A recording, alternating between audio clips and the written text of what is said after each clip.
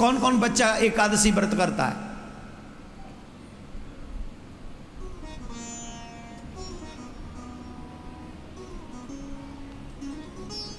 और वैसे एकादशी व्रत कौन कौन करते हैं?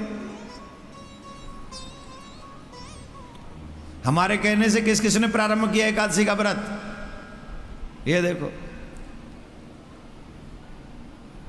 2 एकादशी आती महीने में। इन दोनों व्रत करने वाला व्यक्ति, एक तो उसे कभी कैंसर नहीं होगा, दूसरा वो नरक में कभी नहीं जाएगा।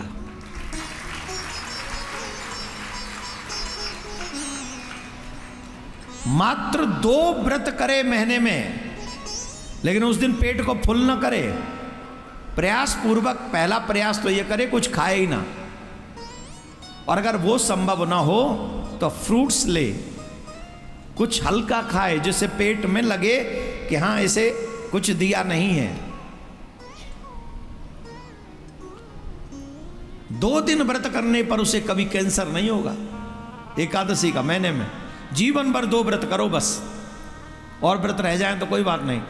जन्माष्टमी कर लेनी, शिवरात्रि कर लेनी, नवरात्रि कर लेने, और फिर ये एकादशी का 2 व्रत कर लेने। जितना तुम डॉक्टरों को दवा देते हो, दवा के पैसे खर्च, हर एक घर में 10-10, 20-20 हजार की दवाई चल रही है।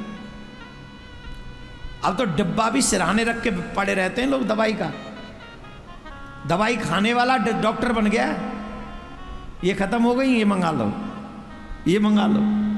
किस किस के घर में दवाई का डिब्बा रखा है?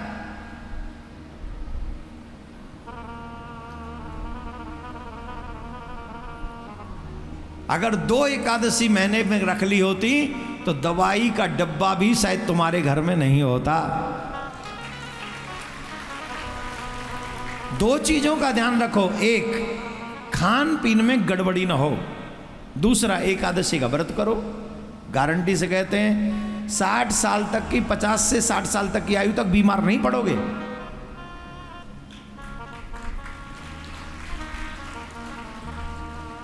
एक और बात बता दें, जिनके घर में दवाई का डब्बा है वो बिस्तर सिरहाने पे रख के मत रखा करो उसे। दवाई के डिब्बे को हमेशा छुपा के रखना चाहिए, और बेड पे तो कभी ना रखे, सिरहाने तो कभी ना रखे। ये नोट कर लो। जो लोग अपने बेड पर, बिस्तर पर ही दवाई के डिब्बे को रखते हैं, सिरहाने, वो आजकल तो बेड होते हैं ना, तो बगल में वो डिब्बा होता है ना, बॉक्स सा, उसी में रखते हैं सब। नहीं, दवाई का डिब्बा थोड़ा सा रूम से बाहर हो तो ज्यादा अच्छा है। कौन कौन भक्ति करते, ठाकुर जी से प्रेम कौन कौन करते हैं? किसी भी सिचुएशन में ठाकुर जी से शिकायत मत करो।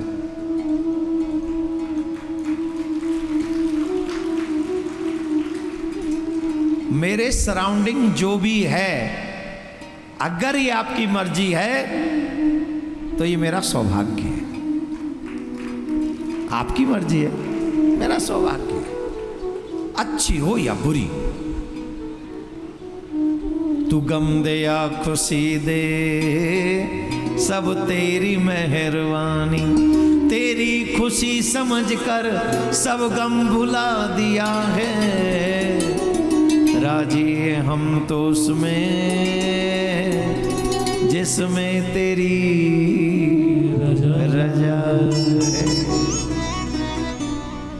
कितना सुंदर भाव है। हे नाथ, जैसा है आपकी इच्छा है तो सब अच्छा है। माधव दास प्रतिदिन यमुना के तट पर बैठकर भगवान श्री कृष्ण के नाम का स्मरण करते हैं। कृष्ण कृष्ण कृष्ण कृष्ण कह रे मन मेरे, कोट जन्म पाप जाए छिन में सब तेरे। जगत बावरे के संग बावरो न हुए रे। कहत गोविंद सदा आनंद में। सदा आनंद में किस किस को रहना है? ऑलवेज हैप्पी किस किस को होना है? हाथ भी तो उठ नहीं रहे, इतने नंबर 1 के आलसी हो, कौन आनंद में रहेगा? तुम आलसी कभी आनंद में रहता है? कौन कौन चाहता है आनंद में ऑलवेज रहें? हम विश्वास से कहते हैं कृष्ण के हो जाओ, तुम्हें कोई दुखी नहीं कर पाएगा। अगर तुम संसार के हो गए तो तुम्हें सुखी कोई नहीं कर पाएगा, और अगर मेरे गोविंद के हो गए तो तुम्हें दुखी कोई नहीं कर पाएगा। बोलो बंसी वारे।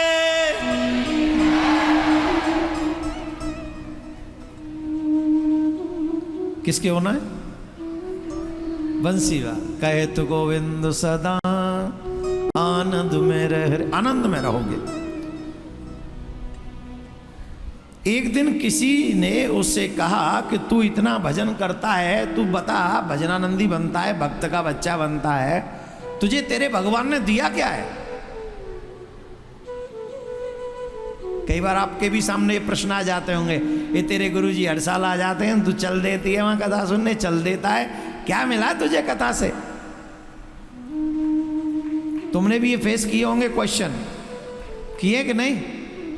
किस किसने किए? अच्छा, प्रश्न भी वही करते जिन्हें कोई मतलब ही नहीं धर्म से। सच बता रहे हैं आपको, जो खुद पी के पड़े रहते वो तुमसे कहते हैं अरे कथा में क्या रखा है? अच्छा, तेरी आप बोतल में का धरे हो है, या पी के पड़े हो रहे तो का उदमा दे, या नाली में पड़े हो, या पी के बेड पे ते लुढ़क गो, तेरी लुगाई उठा के डाल रही है, अरे जीरो बिस्तर न्या मर जा में का धरे हो बता। मान ली कि कथा में तो कच्छू ना है, पर जब बोतल में कहा है, घर में जवान बेटी है और यहां 45-50 साल का बुढ़ा बाप शाम को पी के घुस रहा है, और बेटी छुप के डर के मारे दरवाजा बंद कर लेती अपने कमरे का, और फिर आके कह सो गए कि नहीं सोए? सो जाए तो क्या फर्क, न सो जाए तो क्या पड़ा, तूने तो बेशर्माई ओढ़ ही रखी है, तूने तो बेशर्माई ओढ़ ही रखी। जिसके घर में जवान बेटी हो वो शाम को पी के घुस रहा है, इससे बड़ा बेशर्माई और क्या होगी? नहीं महाराज, ज्यादा नहीं पीता, 2 पैग लगाता हूं, या 1 पैग मैंने एक जहर मिला ले। वो बाप भी बाप नहीं है जिसकी बच्चों से, जिनकी वजह से बच्चों को शर्मिंदगी हो, वो बाप भी बाप कहलाने के योग्य नहीं। ये इतना बाप को याद रखना चाहिए। जब घर में बच्चे हो जाएं तो माँ बाप को कंट्रोल में रहना चाहिए, अपनी इच्छाओं का दमन कर लेना चाहिए, जैसे मेरे बच्चों के चरित्र का निर्माण हो सके। त्याग से मिलता है महाराज, ऐसे नहीं हु से कुछ नहीं मिलता। ऐसे तो फिर तुम जी जियो, तुम्हारे बच्चे भी वैसे जिएंगे, सब संसार ऐसे रहेगा ना। लेकिन भक्तों को तो सुनना ही पड़ता है। सुनने को मिला, क्या मिला? इतनी भक्ति करता है, क्या दिया तेरे भगवान ने? भगवान किसी कुछ दिया क्या तेरे भगवान ने? माधवदास मुस्कुरा कर बोले, मुझे मेरे भगवान का नाम मिल गया, इससे ज्यादा कीमत और क्या चाहिए, इससे बड़ी खुशी और क्या होगी? इससे ज्यादा बड़ा रत्न क्या होगा कि मुझे मेरे भगवान का नाम मिल गया। क्यों? ये जो भगवान का नाम है साधारण नहीं है, तीनों लोकों में सम्मान दिलाने वाला है। ये जो भगवान का नाम है, ये द्वापर युग की सच्ची घटना बता रहे हैं हम आपको। भगवान का नाम ही सबसे बड़ा धन है। वो रुपए से महंगा है, वो सोने से महंगा है, वो डायमंड से महंगा है, पृथ्वी पर जो भी कुछ है वो सबसे महंगा है। इतना महंगा है कि अगर 3 करोड़ मंत्र जाप कर लें तो देवता भी आसन छोड़ देते हैं उस दिव्य आत्मा के आने पर। और ये जितने भी धनवान आदमी मरेंगे तो इन्हें देख के तो मां को कोई तिनकाऊ ना हिले, लेकिन नामधारी को देखकर देवता खड़े हो जाएंगे। इतना अनमोल है ये नाम। राधे राधे बोलना पड़ेगा। लेकिन भगवान कभी कभी अपने भक्तों की परीक्षा भी लेते हैं। ध्यान से सुने, जो यहां पर कॉन्टिन्यूसली भगवान की भक्ति करते हैं, भगवान अपने भक्त की परीक्षा भी लेते हैं। उस परीक्षा की घड़ी में कभी डामाडोल नहीं होना चाहिए, उस समय टिके रहना चाहिए। एक बार भयंकर वर्षा हुई और इतनी भयानक वर्षा हुई कि उनकी जो एक तो टूटी फूटी तो झोंपड़ी थी और तो कुछ था ही नहीं, वो भी पानी में बह गई।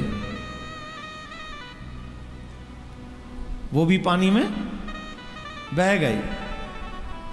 और जब उसकी झोंपड़ी भी बह गई तो लोग उसके ऊपर हंसने लगे, ये ले, ये दिया तेरे भगवान ने। एक तो पहले से ही कुछ नहीं था, ये झोंपड़ी थी, ये भी गई, अब कर ले अपने भगवान का भजन। कैसे करेगा? हम पहले ही कहते थे कोई भगवान भगवान नहीं होता। अब कहां चला गया तेरा भगवान? कहां है तेरा भगवान बता? माधवदास ने यमुना महारानी की तरफ देखा और यमुना महारानी की तरफ देखकर कहने लगा, महाराज, हे गोविंद, हे कृष्ण, ये दुनिया वाले कह रहे हैं क्या दिया तेरे भगवान ने? दुनिया वाले कह रहे हैं ये कैसा भगवान है जिसने तेरी झोंपड़ी तक बहा दी, तेरे घर का सारा सामान बह गया, तेरा घर बह गया। ये मुझे ताने मार रहे हैं।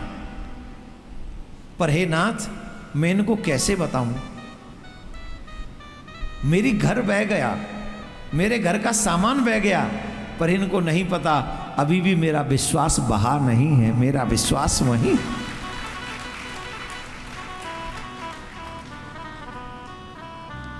सबसे बड़ा लॉस तो तब होगा जब मेरा विश्वास खो जाएगा, विश्वास बह जाएगा।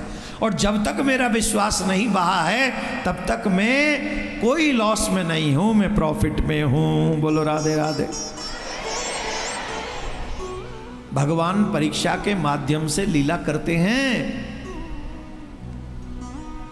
उसी रात भगवान श्री कृष्ण एक ग्वाले के रूप में आए और उन्होंने माधवदास को एक छोटी सी मटकी दी और बोले, इसे संभाल कर रखना, अभी मत खोलना, सुबह खोलना और इसे संभाल के रखना। अभी हम जा रहे हैं और ये तुम्हारे लिए हम दे के जा रहे हैं। ऐसा कह के भगवान कृष्ण आए थे और माधवदास को मटकी दे के चले गए। अगली सुबह जब उन्होंने वो मटकी खोली तो पूरी की पूरी मटकी स्वर्ण के सिक्कों से भरी हुई थी, स्वर्ण के सिक्कों से भरी हुई थी। स्वर्ण के सिक्कों को देखकर माधवदास जोर जोर से रोने लगे, जोर जोर से रोने लगे, जोर जोर से रोने लगे। और माधवदास ने कहा, प्रभु मुझे ये धन नहीं चाहिए, मुझे ये धन नहीं चाहिए, मुझे ये धन नहीं चाहिए। इस धन को देके आप मुझे अपने आप से दूर कर रहे हैं, मुझे ये नहीं चाहिए। हे नाथ, मुझे तो आपके चरणों की भक्ति चाहिए, इसके अलावा मैं कुछ नहीं चाहता। ये स्वर्ण के लिए घर, ये मकान, ये दुकान, ये स्वर्ण, ये तो यही रह जाना। जो यहां रह जाए उससे प्रेम कैसा? मुझे तो आप अपने चरणों की भक्ति दीजिए, मुझे ये सब नहीं चाहिए। उसी समय भगवान श्री कृष्ण प्रकट हुए और भगवान ने कहा, तेरे जैसे निष्काम भक्त के लिए मैं सर्वस्व कर सकता हूं। और जो व्यक्ति निष्काम भक्ति करता है उसके आगे संसार तो झुकता ही है, संसार बनाने वाला भगवान भी झुक जाता है।